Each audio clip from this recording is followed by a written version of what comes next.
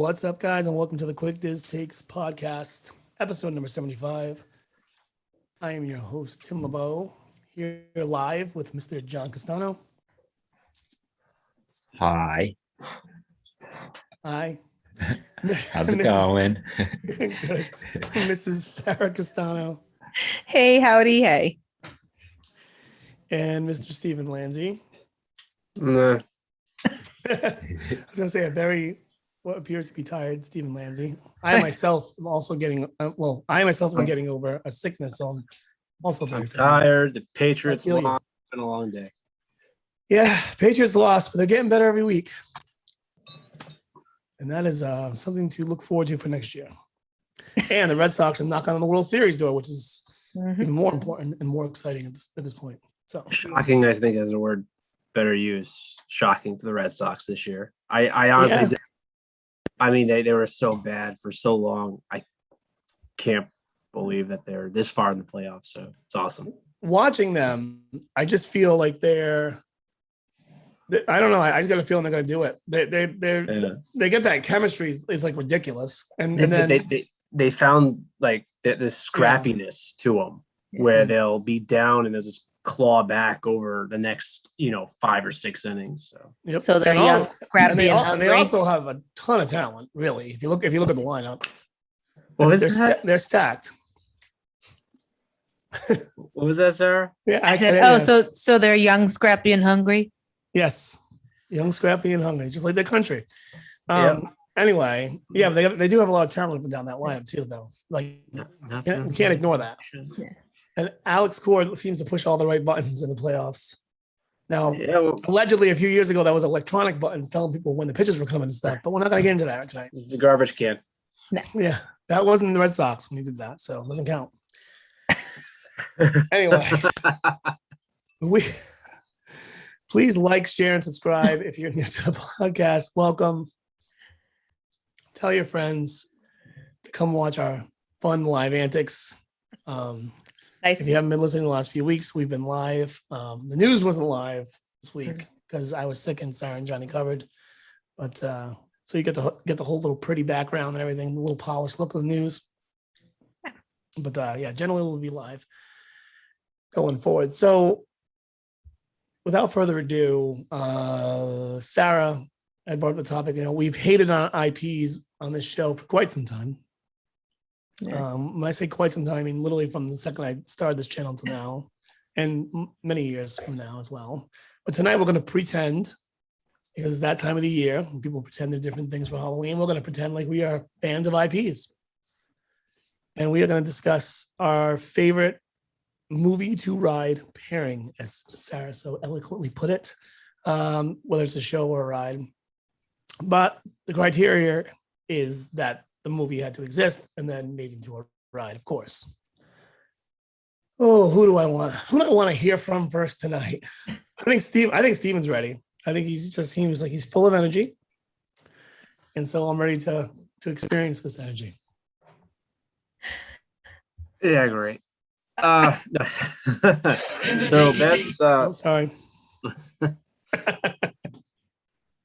best movie to ride attraction for me has to be Flight of Passage. Now, I have not been to the new Star Wars exhibit, so for me that is off the table. Train. Walt would be proud because he likes trains. So for me, the new Star Wars is off the table because I haven't been on it. The only thing I've written is Star Tours. But for me, Flight of Passage is one of the best, if not the best ride, one of the best rides that Disney World has going for it. The technology is amazing. Just, it's really worth it. So easy pick for me. Any thoughts on that, guys? I would. It's not my favorite, but I'm going to agree that it's a strong. I feel like that kind of brought back the magic of like things you don't think about in rides that Disney paid attention to detail. Like, and we've talked about before, the breathing, the different ride vehicle. Yeah. Vehicle. Yeah. It still has that, because Carrie and I were watching the 50th anniversary thing the other night, and they're going talking about Pandora. And it's been there for a few years now, and we like it and all that good stuff, but it still has that like, why is this here feeling for me still when I look at it? In the sense of, not because I don't like it, because it's just like so random that we picked up Pandora and put it in Animal Kingdom. Like, still doesn't seem right to me. But anyway, Johnny. Yeah, and my choice, or am I adding to that? No, your choice. Sorry. Oh, okay.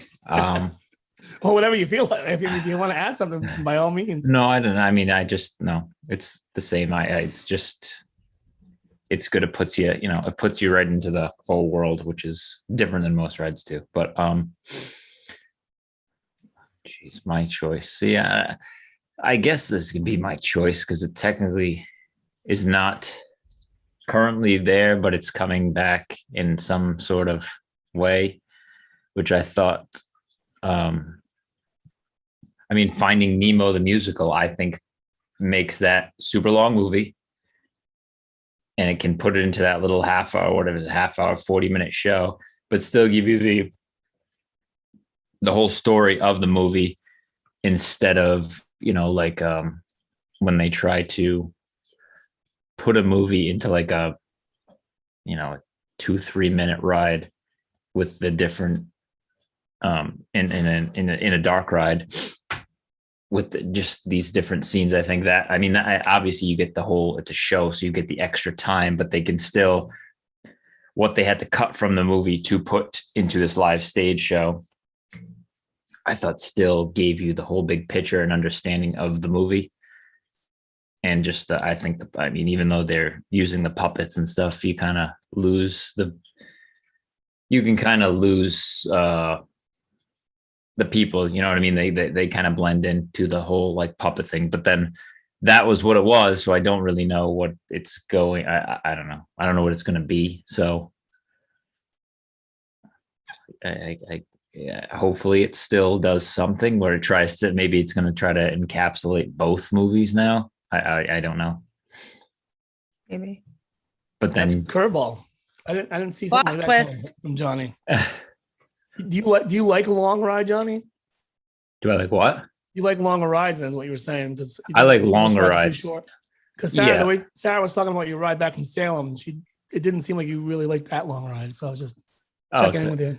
No, see, as long as I'm if I'm moving, I don't mind the ride. It's I'm the just giving stop you a and hard go time. that I enjoy.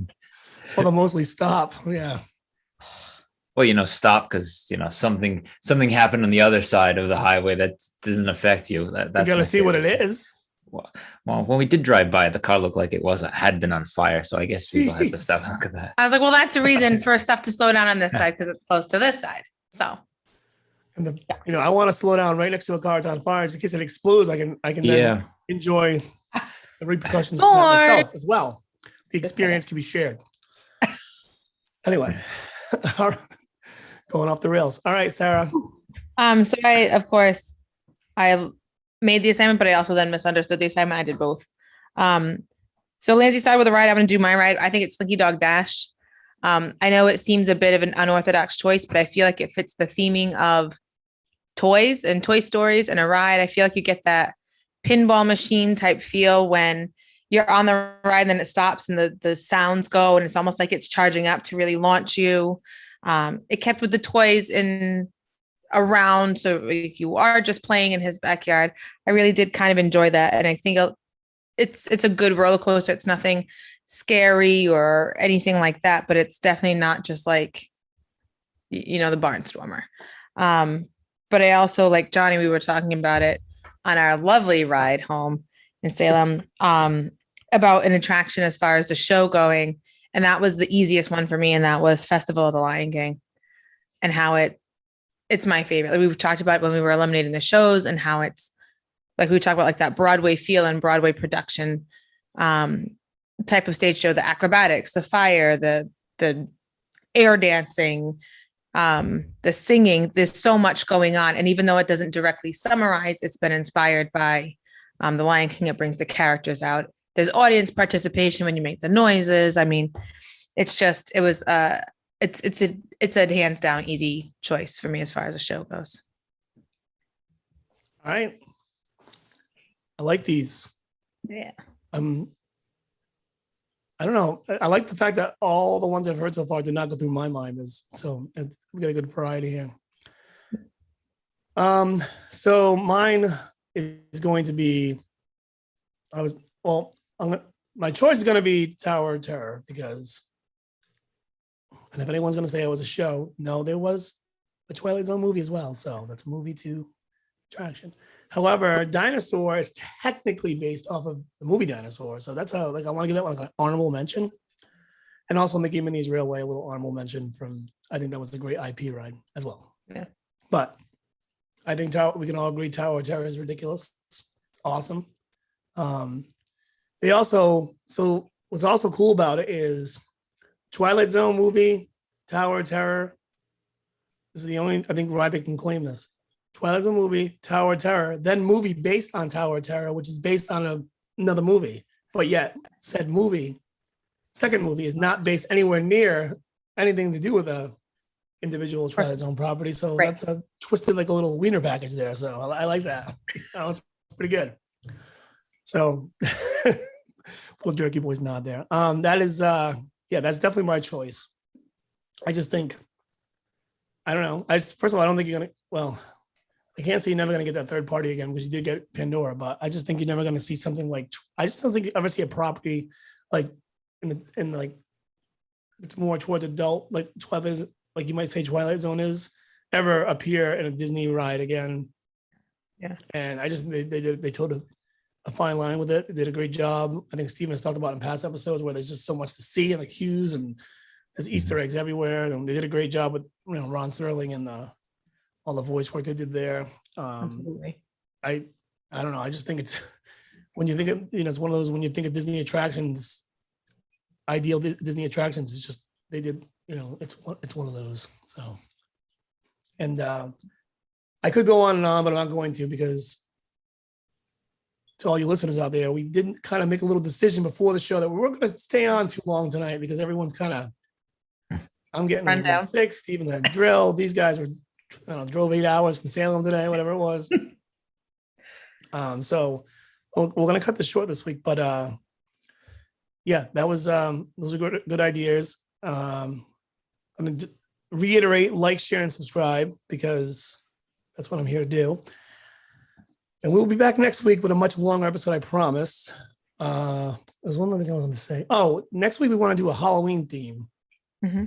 I know Sarah, Johnny had mentioned it, and we're getting close to that time of year. So, by next week it's gonna be really close to that time of year. So, anybody on Twitter has any ideas, and I'm gonna post a poll on Twitter once we come with a few different ideas. What movies or rides you would want to talk about that maybe aren't so obvious?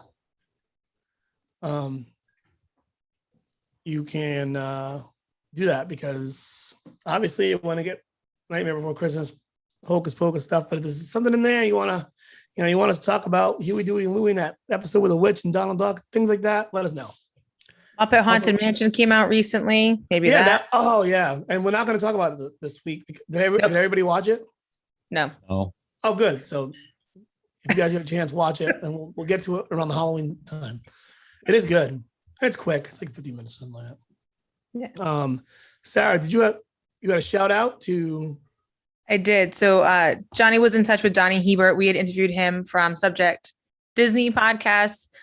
Johnny and I were able to meet up with him, his wife, and some of his kids this weekend for a couple hours around Salem. Just a quick shout out. It was really nice to get to meet him in person. We had a great interview with him a little while back, but it was awesome to kind of meet him in person and kind of strengthen that friendship that I think is starting. Awesome. And you got me thinking. And show them the Hocus Pocus stuff. Super cute kids. Maybe we can get a few of these past guests on. Maybe we can come with a really unique idea for the Halloween show, and we can get some people on and do have some kind of fun with this. I don't know what I'm talking about yet, but we'll get there. We'll discuss behind the scenes. We'll get there. Anyway, so today is what so next Sunday will be the 24th. So the Sunday after that, I won't be there, so we'll be Halloween. So yeah, so next Sunday will definitely be our seasonal Halloween episodes, so stay tuned for Yep. that. We will try our best to come up with something fun for you guys. Maybe even get in costume. Maybe we'll see. Steven's making He's not faces liking at me. Steven, if I buy you like a tiki I'm look. costume, would you wear it? I'm just saying. Look, when you got a face like mine, you don't need a mask. Oh, That's not very Lindsay, I have all those headbands at school. I could bring one in for you. My dongles. All I can think about is a Ronnie Dangerfield joke when he said, "I'm gonna tell you, growing up, I was ugly, you know. Well, the neighbors made me trick or treat over the phone." Oh. I gotta love Rodney. By the way, I tried to order a Hamilton costume Uh-oh. and they were sold out. Johnny must have went there before me and bought the I last did. one. I had bought them all. You son of a. John painted it on his pumpkin. So while we were in Salem, my in-laws took the boys for us so we could have that time to ourselves. And he's showing us his pumpkin. He's got the star. He's got Hamilton. Inside the star, he wrote Hamilton, the musical, but it's like squished at the side. It goes down. Yeah, Ari does that too. Yes. It's funny. Parenting win. And he did a Mickey head too. So he had a very Yeah. Disney pumpkin. And a dog. The black dog from Black dog. Maybe- Black lab. Monsters Maybe Vineyard. Johnny like comes dressed up like Ben Franklin, like in The Office. Yeah. You know, I discovered electricity, and And Talloons. I feel like there's a little electricity between a little spark between us. Anyway, Moving on. We're gonna get out of here. We'll see you guys.